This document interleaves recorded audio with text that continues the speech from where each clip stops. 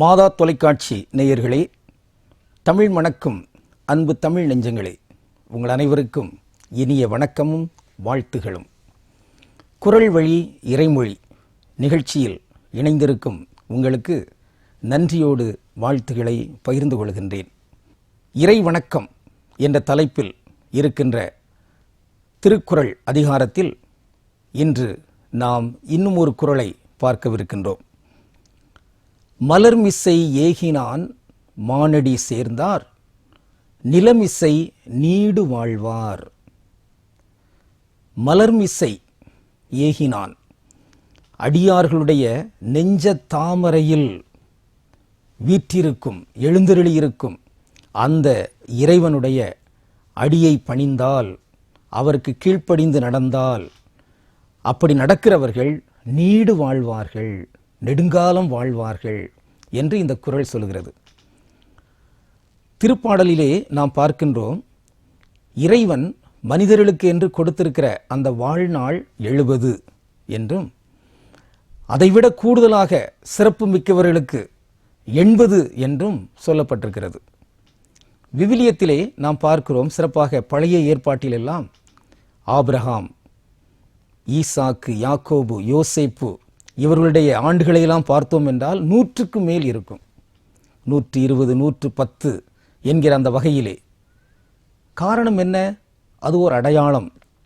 இறைவனுக்கு முற்றிலுமாக தங்களையே அடிபணிய வைத்து, இறைவனோடு ஒன்றித்து, அந்த இறைவனுக்கு கீழ்ப்படிந்து அவர்களுடைய நெறிப்படி வாழ்கின்ற அந்த மக்கள் நெடுநாள் வாழ்வார்கள், நீடு வாழ்வார்கள் என்பது ஒரு அடையாளமாக இங்கு நாம் பார்க்கின்றோம். அப்படி என்றால் இங்கே நெடுநாள் வாழ்வது என்பது அது துன்ப துயரத்தோடு கூடிய ஒரு வாழ்க்கை என்றல்ல. மாறாக கடவுளின் திருவுளப்படி மகிழ்ச்சியோடும் மனநிறைவோடும் எந்த நெருக்கடியும் இல்லாமலும் இயல்பாக வாழ்கின்ற ஒரு வாழ்க்கை முறை. ஆனால் கடவுளால் தேர்ந்தெடுக்கப்படுகிறவர்கள் அப்படி ஒரு மலர்படுக்கையில் வாழ்க்கை நடத்துவது போன்று நடந்துவிட முடியாது. அங்கு முட்கள் இருக்கும், கற்கள் இருக்கும். இதை நாம் புனிதர்களுடைய வாழ்க்கையில் பார்க்கிறோம். யோபு முதலான ஏராளமான இறை மனிதர்களுடைய வாழ்க்கையிலே நாம் பார்க்கிறோம். அப்படியெல்லாம் இருந்தாலும் இந்த இறைவனுடைய அடியை பின்பற்றாமல் விட்டுவிடக்கூடாது என்று இந்த குறள் நெறி நமக்கு ஒரு அழுத்தத்தை கொடுப்பதை நாம் பார்க்கின்றோம். இதை விவிலியத்திலும் நாம் மிகச்சிறப்பான முறையிலே பார்க்கிறோம். எரிபலிகள், வேறு பலிகள் இவற்றையெல்லாம் செலுத்துவதா, அல்லது அந்த கடவுளுடைய சொல்லுக்கு கீழ்ப்படிந்து அதன் அடிப்படையில் நடப்பதா என்று சாமுவேல் அரசன் சவுலிடம் கேட்கிறார். சவுல் அங்கு மன்னிப்பை கேட்கிறார். ஏனென்றால் சவுல் கடவுளால் தேர்ந்தெடுக்கப்பட்டவராக இருந்தாலும் அங்கு அந்த இறை நெறியிலிருந்து பிறழ்கின்ற அந்த நேரத்தில் சாமுவேல் அவருக்கு ஒரு எச்சரிக்கை கொடுக்கிறார். எது சிறந்தது? கீழ்ப்படிதல் தான் சிறந்தது என்று. எனவேதான் நாம் புதிய ஏற்பாட்டிலே திருத்தூதர் பணிகளிலே பார்க்கிறோம். பேதுருவும் திருத்தூதரும் அவர்கள் நடந்து செல்கின்ற பொழுது, அவர்கள் போதித்து கொண்டிருக்கின்ற பொழுது, அதை விரும்பாத எதிரிகள், ஆட்சியாளர்கள் அவர்களை பிடித்து அடித்து நொறுக்கி, நீங்கள் இதை செய்யக்கூடாது என்றெல்லாம் சொல்கின்ற பொழுது அவர்கள் என்ன சொல்கிறார்கள்?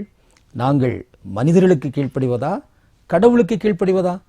கடவுளுக்குத்தான் கீழ்ப்படிய வேண்டும். எனவே எங்கள் பணியை நாங்கள் செய்கிறோம் என்று அவர்கள் சொல்கிறார்கள். எனவே இந்த வகையில் நம் நெஞ்ச தாமரையில் வீற்றிருக்கிற எழுந்தருளியிருக்கிற அந்த இறைவனுடைய திருவடியை பணிந்து அவர் வழியில் நடப்பதற்கு என்று உறுதியேற்றுக்கொள்வோம். இந்த திருக்குறளை நாம் மீண்டும் ஒரு முறை சொல்வதற்கு முயற்சி எடுக்கலாமா? மலர்மிசை ஏகினான் மானடி சேர்ந்தார்,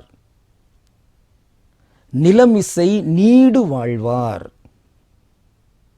மீண்டும் அன்பு நெஞ்சங்களே, குறள் வழி இறைமொழி நிகழ்ச்சியில் இறைவனுக்கு திருவுளமானால் நாளை சந்திப்போம்.